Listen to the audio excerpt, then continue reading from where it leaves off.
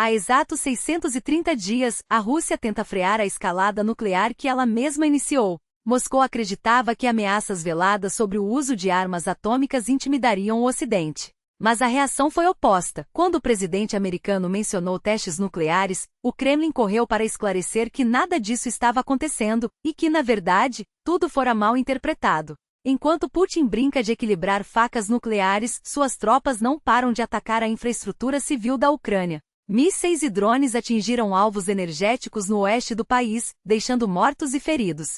A retaliação ucraniana não tardou, uma usina foi bombardeada, mergulhando uma cidade inteira na escuridão. O governador local confirmou que, embora parte do fornecimento tenha sido restabelecido em 3 distritos, problemas com energia e aquecimento persistem. Não muito longe dali, uma subestação em Vladimir foi alvo de ataques, provocando um incêndio de grandes proporções, registrado em vídeos por testemunhas. No fronte de Pokrovsk, a situação se agrava, as forças russas avançam, mas os defensores ucranianos resistem com tudo o que têm. Em Avdiivka, as autoridades admitem que a batalha é dura, mas garantem que a situação ainda está sob controle. Enquanto isso, o destino da cidade é decidido na linha de frente, onde comandantes russos, pressionados a apresentar resultados a Putin, não medem esforços, nem vidas, para transformar relatórios fictícios em realidade. Dentro da própria Rússia, o recrutamento militar virou um negócio sujo. Reportagens revelam um mercado negro de contratos fraudulentos, soldados despreparados e promessas vazias.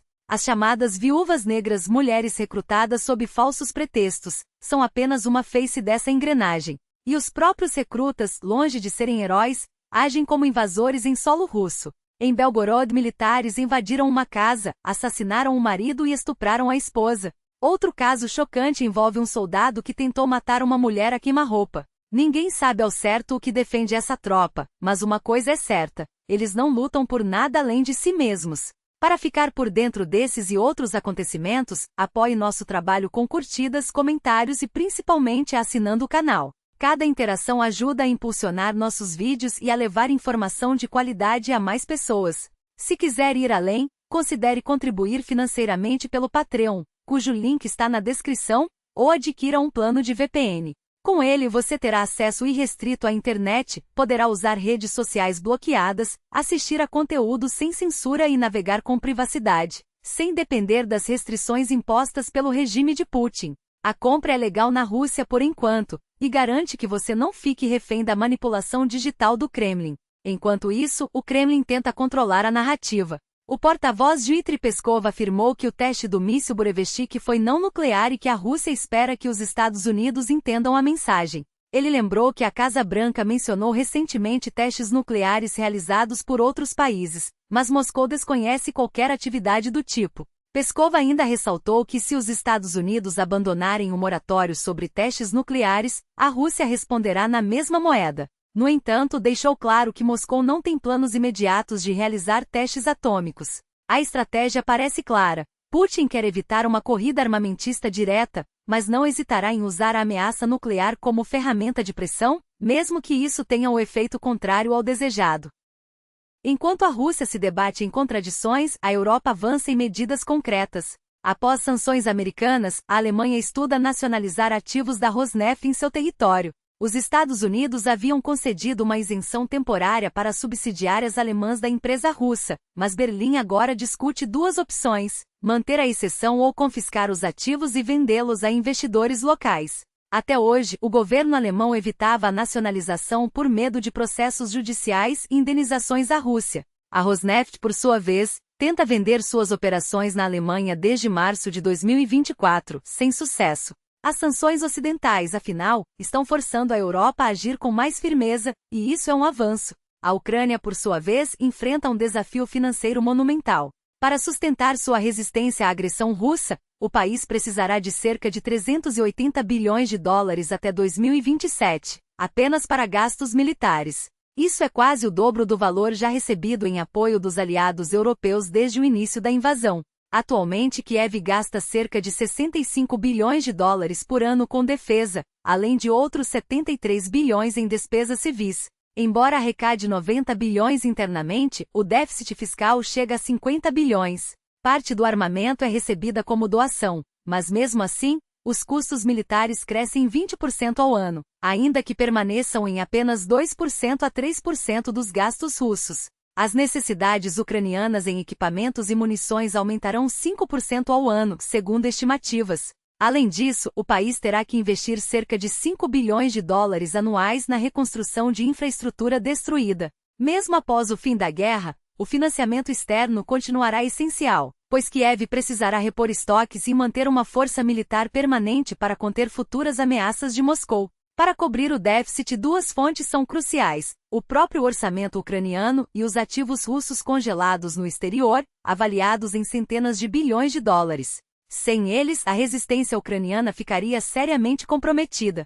Resta torcer para que a Europa chegue a um acordo, e tudo indica que, apesar das dificuldades, o consenso está próximo. As estratégias discutidas serão aplicadas com máxima eficiência. A Ucrânia já avançou na produção em série de munições de 120 mm para tanques modernos como Abrams e Leopard, graças a uma parceria inovadora com a indústria de defesa tcheca. A colaboração não apenas transferiu tecnologia e documentação técnica, mas também permitiu o início da fabricação local de projéteis de artilharia.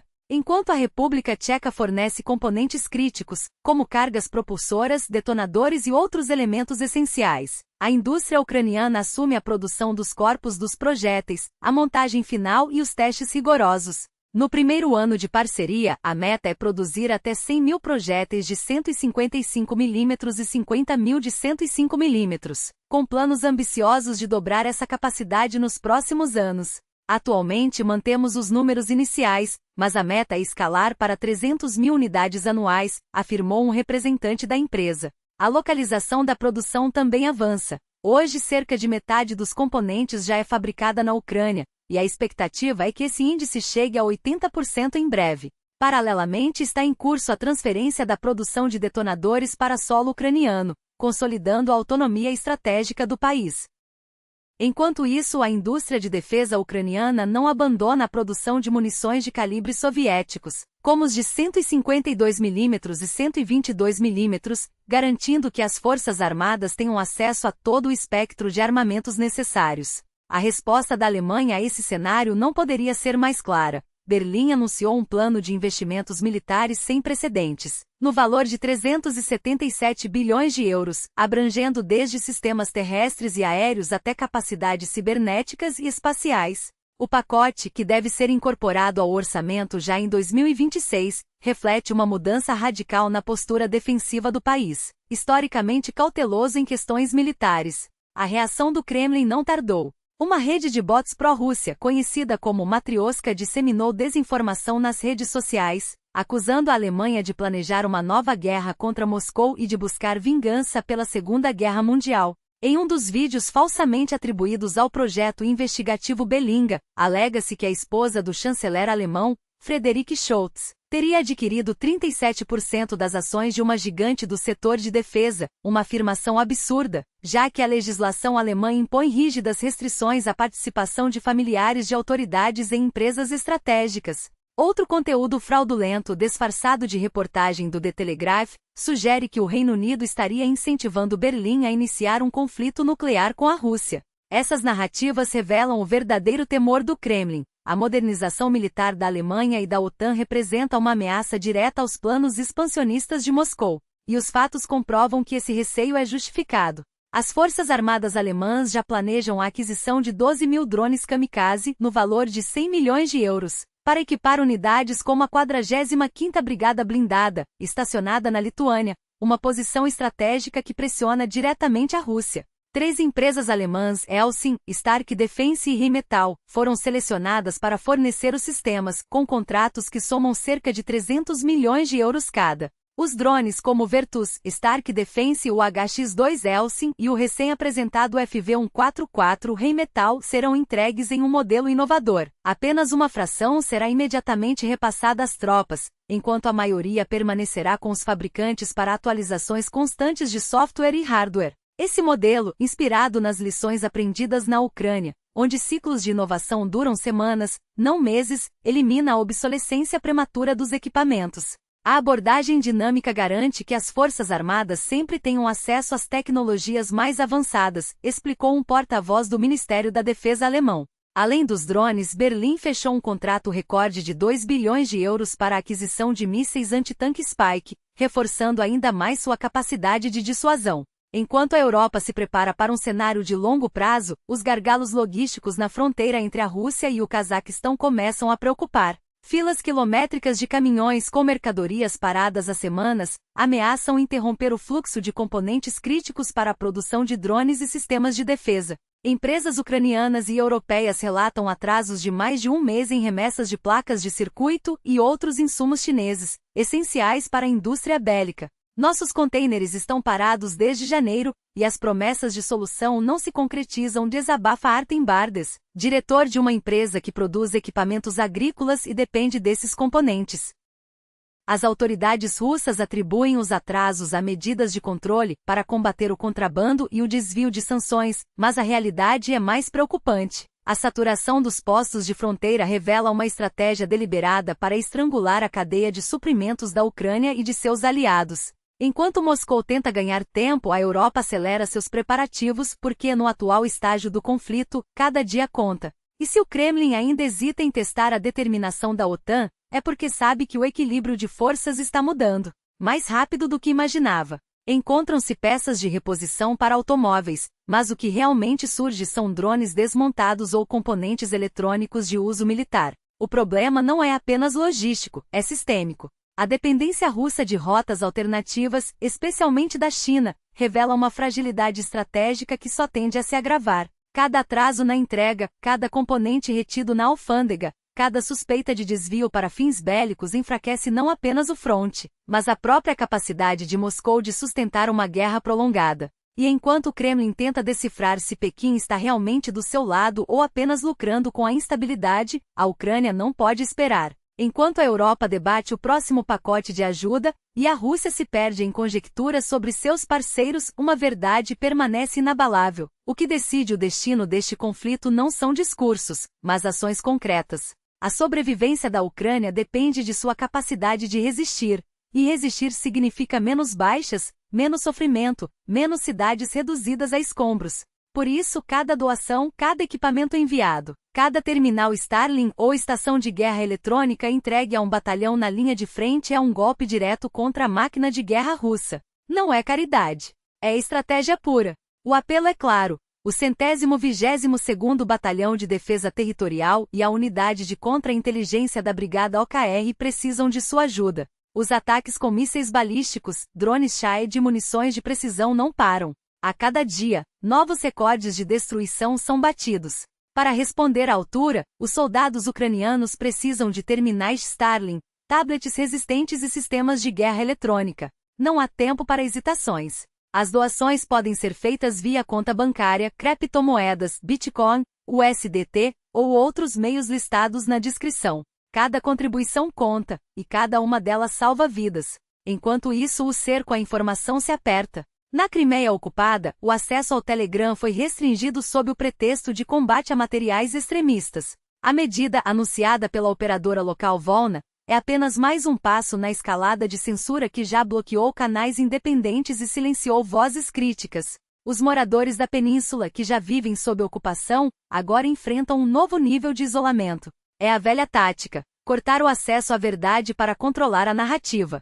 Mas como bem sabem aqueles que viveram sob regimes autoritários, a informação sempre encontra um caminho. Durante a Segunda Guerra Mundial, cidadãos na Europa ocupada sintonizavam clandestinamente a BBC para saber o que realmente acontecia no fronte.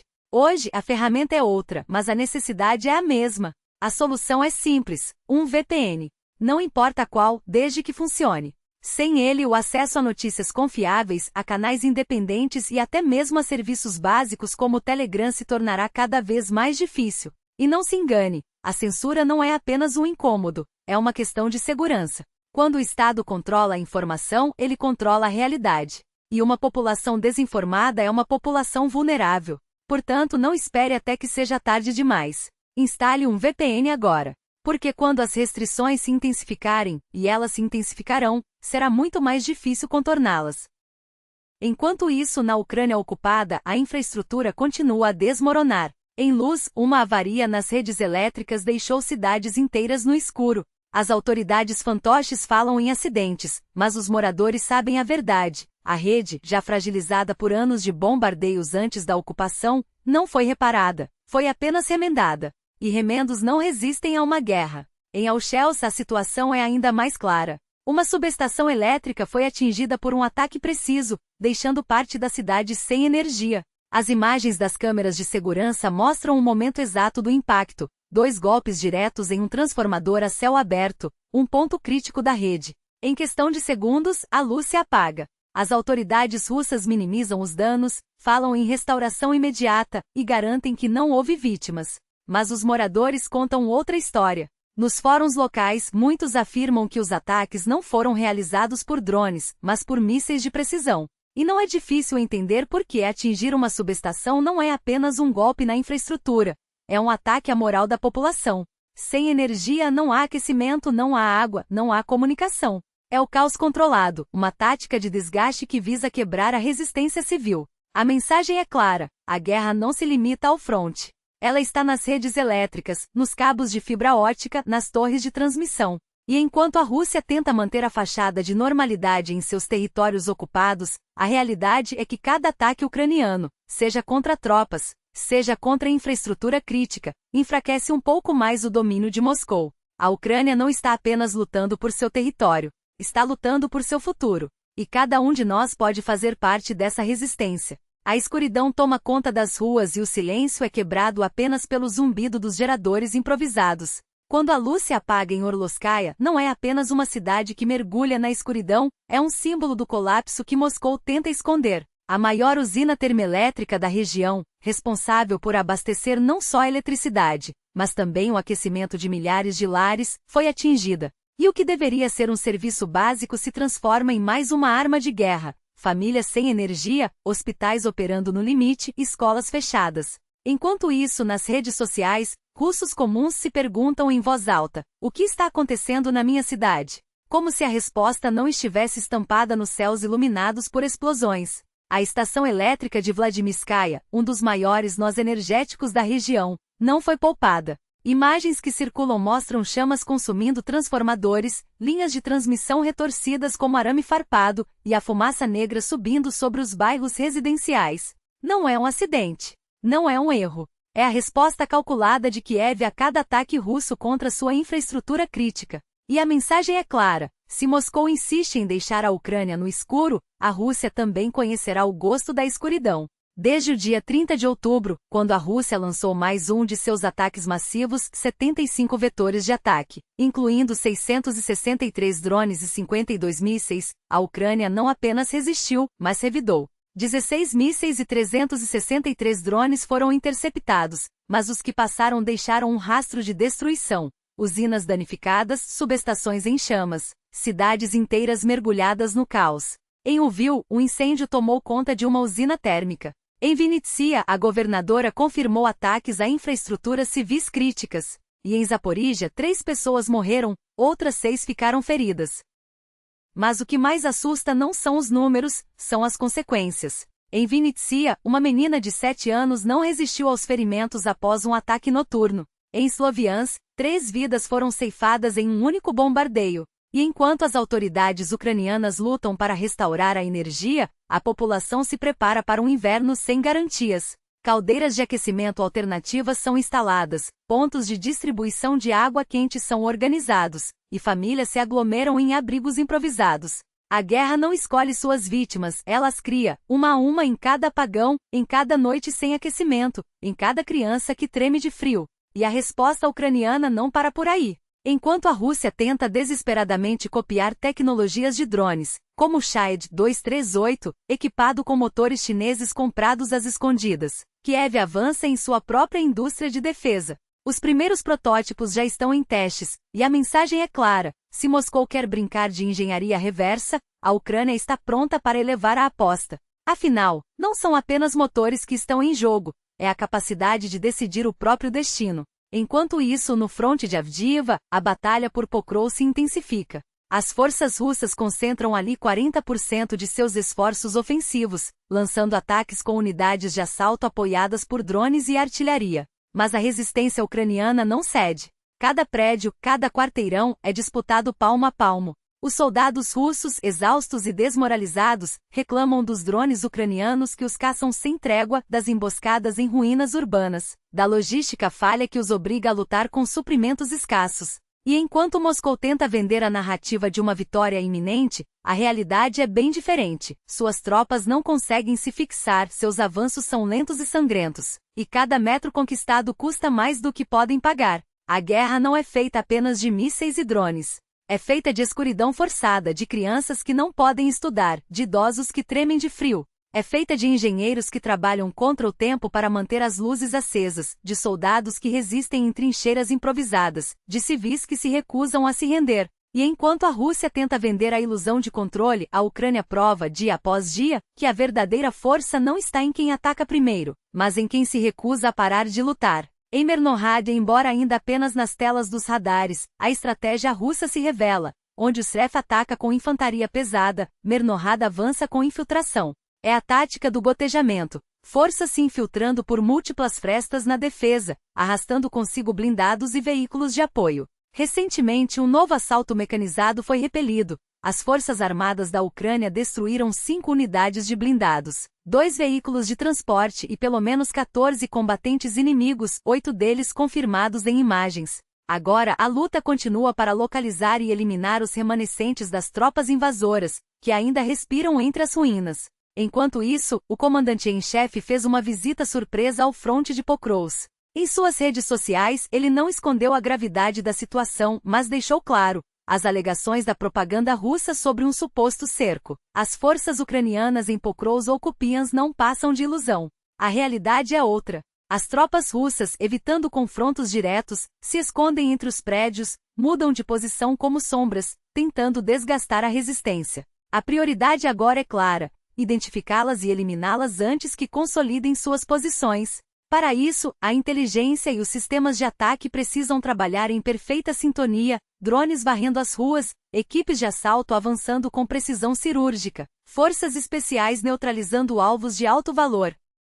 A coordenação entre as unidades é vital. Cada comandante em todos os níveis deve garantir que suas tropas tenham tudo o que precisam: munição, suprimentos, apoio aéreo, e que as ordens sejam executadas com disciplina implacável. O comandante-em-chefe foi categórico: negligência não será tolerada. Quem falhar responderá com a perda do comando, e as consequências serão severas. Mas o foco principal permanece inalterado: preservar vidas. Cada decisão é tomada com um único objetivo: equilibrar os recursos disponíveis com a necessidade de proteger aqueles que estão na linha de frente. Enquanto isso, a resposta ucraniana às alegações russas sobre corredores humanitários foi direta.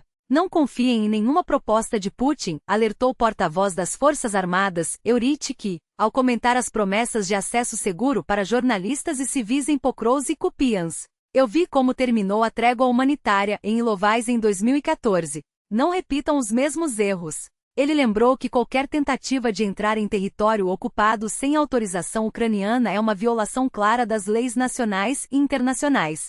A pressão para uma retirada de Pokrovsk cresce entre analistas e veteranos. A situação se arrasta há meses, escreveu o especialista militar Serhiy Flesch. Todos que já enfrentaram combates urbanos contra os russos em Mariupol, Bakhmut, Vuhledar, sabem o que isso significa: luta lenta, sangrenta, com perdas inevitáveis. Se não conseguimos impedir o cerco, é hora de assumir a responsabilidade e tomar decisões difíceis.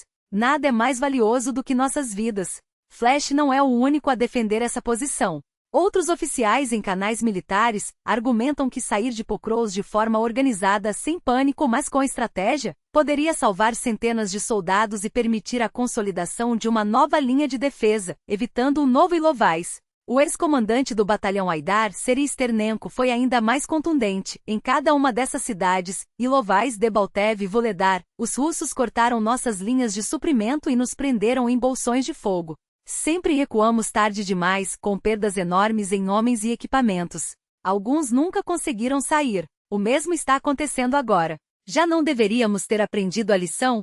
Sternenko questiona a capacidade do alto comando de reconhecer o momento em que uma posição deixa de ser vantajosa e se torna uma armadilha mortal. A história se repete porque não sabemos quando parar de pagar um preço que já não vale a pena. Outros analistas, como o oficial do canal Afsir, vão além. Todos gritam para salvar Pokros, mas o problema não é apenas perder o controle da cidade. O verdadeiro risco são as vidas presas nesse bolsão, entre Pokros e Mernohad. Não se trata apenas de logística ou tática, é sobre a capacidade de sair dali antes que seja tarde demais. Ele não hesita em dizer o que muitos temem admitir: eu sacrificaria Pokros para salvar essas pessoas.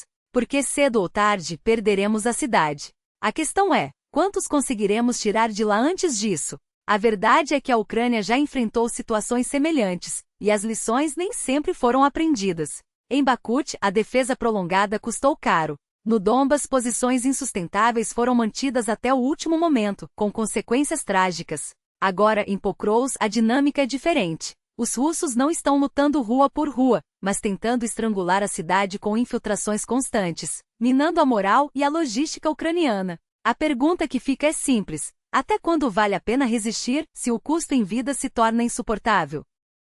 O que está em jogo não é apenas um ponto no mapa, mas a capacidade de escolher o momento certo para recuar, não por fraqueza, mas por estratégia. Porque no fim, a guerra não se vence apenas com território. Vence-se com inteligência, com coragem para tomar decisões impopulares e, acima de tudo, com a determinação de proteger aqueles que lutam. E se há uma coisa que a Ucrânia já provou, é que sabe lutar. Agora precisa provar que também sabe quando é hora de recuar, para voltar mais forte. E o que define o destino de Pokros não é apenas a resistência de suas trincheiras, mas a capacidade de quem comanda de enxergar além do óbvio. Não se trata de quem segura mais um quarteirão, mas de quem entende que às vezes, a verdadeira vitória está em preservar forças para o próximo round. A Rússia joga todas as suas fichas agora, espremendo até a última gota de seus recursos em um ataque que até aqui não entregou nada além de promessas vazias. Enquanto isso, a Ucrânia tem uma escolha: insistir em uma defesa que já sangrou o inimigo por meses, ou recuar de forma calculada, salvando vidas e reorganizando suas linhas para um contra-ataque que pode virar o jogo. Pokros resistiu mais do que qualquer um imaginava. Não foi apenas uma cidade, foi um muro que freou o avanço russo. Um escudo que deu tempo para fortificar posições atrás dela e reorganizar a logística de uma guerra que não perdoa hesitações. Cada dia mais que aguentou foi um dia menos para o Kremlin comemorar. Mas agora, o relógio está contra todos. E nesse momento a pergunta não é quem aguenta mais, mas quem usa melhor o que tem. Enquanto o debate sobre reformas militares se arrasta, necessário sim, mas lento demais para a urgência do fronte, há algo que já funciona e pode ser escalado agora. Algo que não depende de burocracias, de leis ou de mudanças estruturais profundas. Algo que está nas mãos de quem quer fazer a diferença hoje. Estou falando das forças de sistemas não tripulados, as SBS, que já provaram ser um divisor de águas nesta guerra. Elas não são o futuro, são o presente. Com 15.000 vagas abertas para operadores de drones, engenheiros e especialistas em guerra eletrônica, a Ucrânia não está apenas recrutando soldados, está montando um exército paralelo, capaz de multiplicar o poder de fogo sem expor vidas desnecessariamente.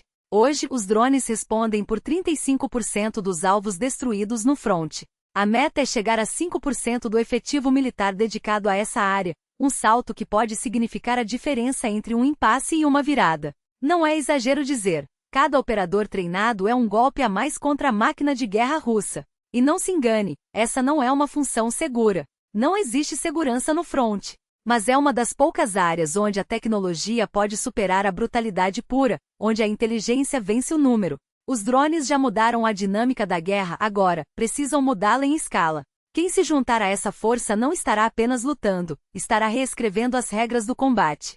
Do outro lado, a Rússia mostra sua verdadeira face. Enquanto a Ucrânia busca inovação, Moscou recorre ao que sempre soube fazer: explorar os mais vulneráveis. As denúncias de recrutamento fraudulento, de contratos forjados e de homens doentes ou incapacitados enviados para a linha de frente não são exceções, são a regra. Em cidades como Cherkasy surgem esquemas macabros: casamentos arranjados para burlar a lei, documentos falsificados, promessas de dinheiro que nunca chegam. O recrutamento negro virou um negócio sujo, onde vidas são trocadas por cotas e bônus. E o pior, o Estado não só fecha os olhos como incentiva. A nova lei de alistamento permanente não é sobre defesa, é sobre alimentar uma máquina que já não consegue se sustentar sozinha. Jovens são caçados nas ruas, pressionados a assinar contratos sob ameaça, e até mesmo comandantes forjam assinaturas para cumprir metas. A justiça? Quase inexistente.